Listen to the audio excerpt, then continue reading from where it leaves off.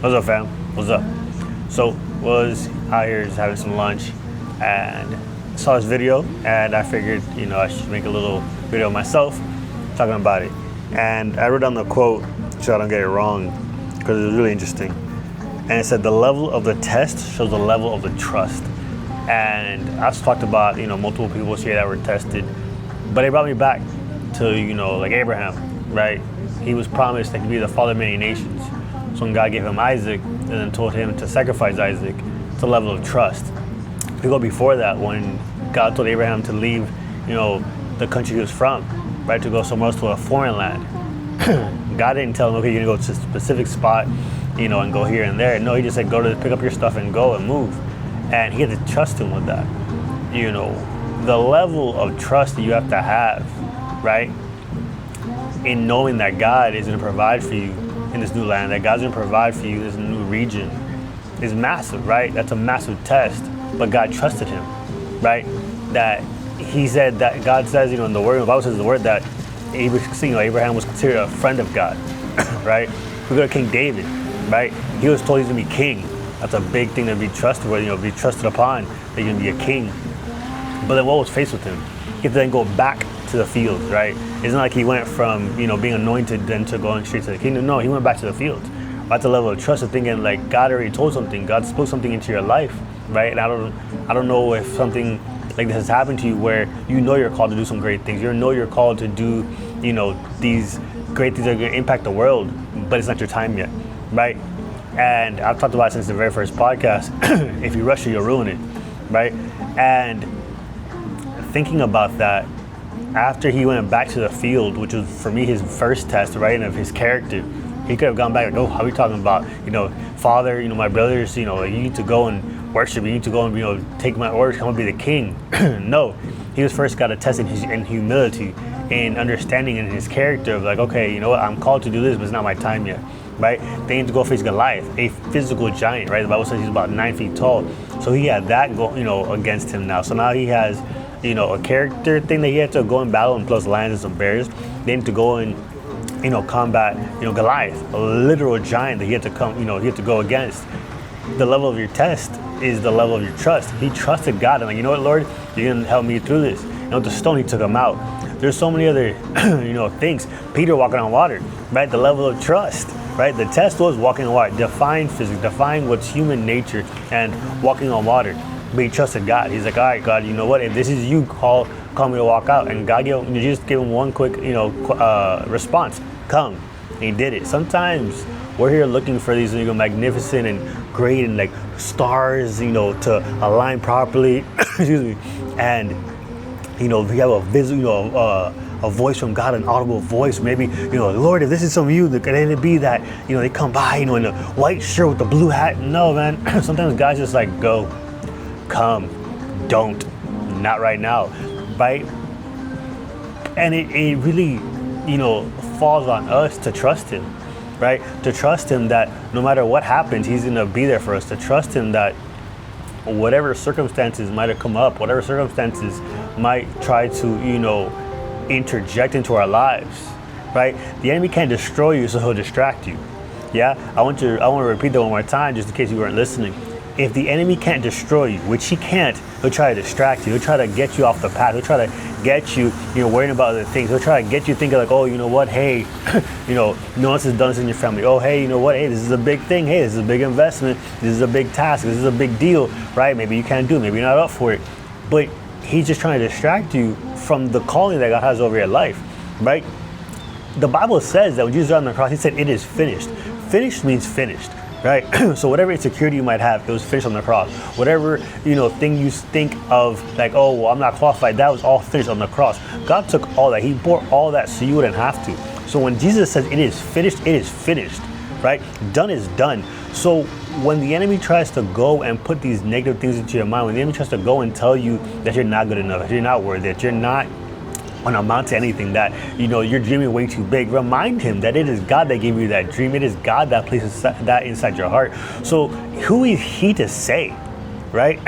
People might think, oh, well, Rodz, You don't understand, man. Like from where I come from, people don't get out of this. People don't do this. People don't do that. See, God called you for a reason. He doesn't go and call the qualified. He qualifies the called. I'm going to repeat that one more time. God doesn't call the qualified. He qualifies the called. If you're called, it's because God saw something in you. It's because God planted something in you that maybe even you yourself haven't seen before, right? Maybe you are the first one in your church to do it. Maybe you are the first one in your school. Maybe you are the first one in your household, in your generation, maybe to do something. But God's called you to do that. So trust him, right? Trust him that no matter what happens, he's going to be there for you. No matter what obstacle might come against you, it's not going to obstruct you from where God's called you to be, right? Those obstacles they're not in your way to stop you. They're there to help you propel to the next step. Maybe God is stretching you in a manner. He's stretching you in a place. He's really just pushing you to your limits because he wants you to know. He wants you to be remembered that it's only he who gives you this strength. It's only he who goes and provides for you. It's him through all this. So maybe you feel like your people, maybe some people have left you. Maybe some people have maybe not been there for you where you thought they'd be. Maybe there are some things in your life that aren't really showing up, but maybe that's God saying, hey, you know what? I'm going to provide for you in such a way that there is no other way. There's no other possibility. There's no other option but to know that it is I that gave it to you, right? So with that in mind, I want you to understand that God placed something in you that is so special, it's so unique that only you can fulfill it. So if God has done that for you and he's placed it into your life, and maybe you don't know what that is just yet, then ask God for clarity. Lord, you know what? I know you gave me these talents. I know you gave me these gifts. What do you want me to do with them? Right? Lord, I don't know what's coming up next. I don't know how to really apply this. I don't even know what my gift or my talent might be. Lord, reveal that to me. And then once that is revealed to me, help me execute it. Let me maximize it for your glory. Right? It is amazing to think. Right? It should amp you. It should put a fire in your belly to think that God chose you for a specific reason. Right? Out of all the people, he chose you to do a specific job. So allow him to move in your life in such a way that those things are amplified. Right? I get brought back to the first part that I said that untested faith, right? I'm going to read it one more time so I get it correctly right? Untested faith can't be trusted. You can't tell me that you're a warrior, you're this fighter if you've never been a warrior, right? I heard this quote and it made me laugh a little bit because it says, if you're capable of great violence and don't do it, you're peaceful.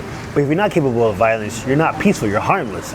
Right? And we're not harmless, fam. Right? We're ready to go to war. We're capable of fighting. But because God has given us that peace, he's given us that clarity, he's given us that discernment, that, calmness in the middle of the storm, we don't have to act out. We don't have to go back to our old ways and act out the way we and wild out the way we used to be, right? But same thing, right?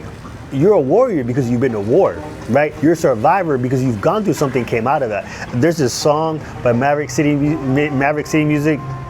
That is a quote that's phenomenal. It says, the scars mean that I'm healing, right? You have those scars, you're healing. You're in a purpose.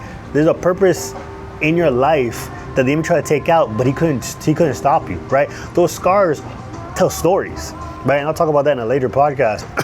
But it is something that should reignite, not even to ignite, but it should reignite this fire inside of you that the enemy took his best shot to take you out and couldn't. You're still here. You're watching this. You're hearing this, right? And maybe you're in a place in your life where you're like, well, Rodz, man, I don't think you understand. Like, I've tried this 10 times. Well, get up. We'll try for 11. Man, Rodz, but like, I've been hurt by so many people. Man, Rodz, I've been let down so many ways. I've applied for this job so many times and I keep on getting rejected. I've tried to do this, in these plans I've had and they just keep on failing. But keep on pushing, right? Don't stop. If you have breath in your lungs, you can pray. If you can pray, you can fight. If you can fight, you're gonna win, right? It is as simple as that. And it might seem simple. It might seem like, that's easier said than done, Rodz. And I get that, right? I've been down that route where, you're pushing, and every time you go forward, you just feel like it's like one step forward, 3 steps back. And I get it, and it hurts, and it sucks, and it is exhausting, and I get it, you're tired. But fam, when I tell you, push through the tiredness, right? And the tiredness, trust, right? The Bible says, right, be still and know I'm God. There's strength in the stillness. I'll say that one more time. There is strength in the stillness of knowing that I can be still. I can rest in God and He's gonna fight for me. He's gonna be there for me. It takes true strength to sit there sometimes when the enemy is throwing everything it can at you and you just sit there knowing, you know what, Lord, I got this. I'm not gonna go and fight. See, you can't fight a spiritual warfare with physical means, right? You can't fight this fight you're going through right now on the same playing field. I heard that in a quote, and I remember that stuck to me. That's what was brought back to me right now. You can't fight spiritual warfare with physical effort, with physical strength, with physical power, because it's not about you anymore, right? The enemies are going to try to attack your purpose. He's going to try to attack your call. He's going to try to attack these things in your life that he knows that if you get to your full fulfillment of it, you're going to be dangerous, right? So he's going to try to distract you. He's going to try to knock out your motivation. He's gonna try to knock out, your peace of mind. He's gonna try to knock you out in different ways. But we know that when we grab onto God, He who dwells in the shelter of the Most High shall rest in the shadow of the Almighty. That's found in Psalms 91.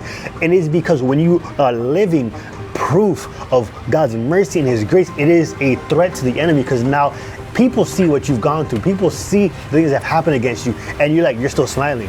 But how are you still happy? How is it you're still believing? How are you still trusting? Well, see, I have a God. See, my God provides. My God shows up. My God has been there for me in ways that other people haven't. See, my God shows up in just all these different ways, and I'm proof of that. Let me tell you about my God. And see, now you use that as ammunition. Now you use that as an opportunity to go and preach the gospel. Now you get an opportunity to go and spread word. Maybe now you have currency to talk to these people, because you've gone through some things. There's some scars that you might have built up in your life, but now those scars have stories, and those stories become testimonies, and the testimonies bring more people in.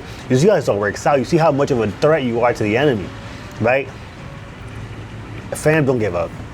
That is, if I can sum up this whole conversation, is don't give up. Trust God. Know that He has your back, and just believe. You might not see it. That doesn't mean it's not there. You might not feel God. You might not hear God. You might be like, well, Rodz, man, it's been a minute. Listen, just because He's silent does not mean He's not there. Just because He's silent does not mean He does not see you. See, the disciples were in the water, right, in the midst of a storm, but Jesus was on the mountain. He saw them. Just because the disciples couldn't see Jesus doesn't mean Jesus couldn't see them, right? There's strength in the silence. You don't have to always say what you want to say. Hold your tongue, yeah? You don't have to always go and react the way you want to react. Relax, all right? Peace and discernment. And I'm not saying be perfect. Obviously, we're far from that. But there's strength in the silence, right? There's strength in the storm. Just because it's raining does not mean that God can't go and cover you, right? You have a peace in the middle of the storm. I remember I said that. I remember one time in a quote. Just because you're in the rain does not mean He stops raining, right? R-A-I-N versus R-E-I-N. He reigns because He is king. It might be raining around you, but see, He still reigns over your life. He's still protecting you through all that. Yeah? Fam, I just want you to know that in the midst of your chaos, you can have peace. In the midst of your troubles and tribulations, it's going to work out. All things work together to those that trust Him. Yeah? Y'all got this. I know it might not seem like it at times. I know you might be tired. I get all that. But trust Him, trust me, that it will work out. I am proof of that. Yeah? I will share the testimony very, very soon. It's been a long time coming, and I'm excited because it's something to get we're going to get deep when I sit down. We're going to talk about it. But know that if God placed it inside of you, it's for a reason, and it means that He trusts you enough to place that big, massive dream into your life. Because He knows you got this. He created you. He created you for such a time as this. He believes in you, and I believe in you. Yeah? I love you guys. Don't forget to like, comment, subscribe, hit the notification bell so you don't miss these talks. This was more of a raw conversation with you guys. This was something that I just wanted to really just open up and talk to you guys a little bit. And more of these will be coming by. I can guarantee there's be more videos like this coming up soon. Yeah, I love you guys. Stay safe. And as always, make it the best day ever. See you on the next one.